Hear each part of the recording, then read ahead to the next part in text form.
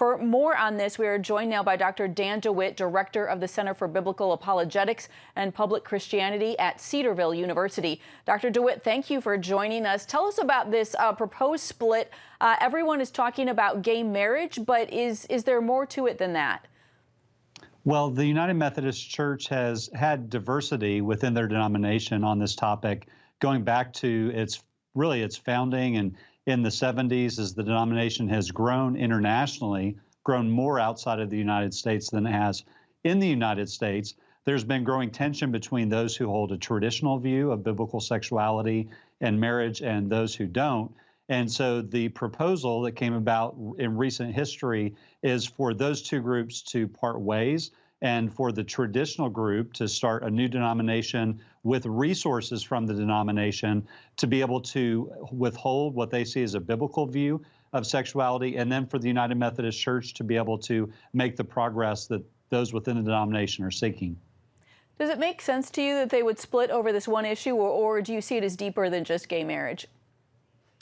Well, this is the kind of issue that, like a lot of contemporary issues, traces its way back to what Christians believe about the Bible. And so those who are upholding a traditional view of biblical sexuality are doing so not because they see themselves as morally superior or better than someone who might disagree with them, but they believe that God has clearly spoken on this topic. So this is really an issue not just of sexuality, but of where authority is to be found. And for Christians like myself, we believe that God's spoken and we're not his editor. We can't change what he said. We are under the authority of what he has revealed to us. Just practically speaking, we're hearing that the majority of Methodist congregations will stay with United Methodist Church. What do you expect from the churches in the U.S. that hold to a traditional biblical view on marriage? Will they be weakened without the backing of a major denomination? Well, there will certainly be some resources for them. It sounds like pastors will be able to keep their pension. Some churches, it's noted, I've read that some churches will be able to keep their church buildings, which will imply that some of them will not be able to do so.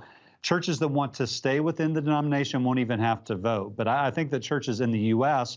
that continue to support a biblical view of marriage, they won't be weakened. I think that they'll be welcomed by others who have the similar view of the Bible. So I think that they'll see this not actually as a step backwards, but a step forwards. Ed Stetzer has noted that the Methodist Church now joins 6 other main American Protestant denominations in what he calls a unity of progressive religion. Do you see this Methodist split as a historic moment in terms of mainline Protestantism really taking a turn for the left and separating itself from evangelicals?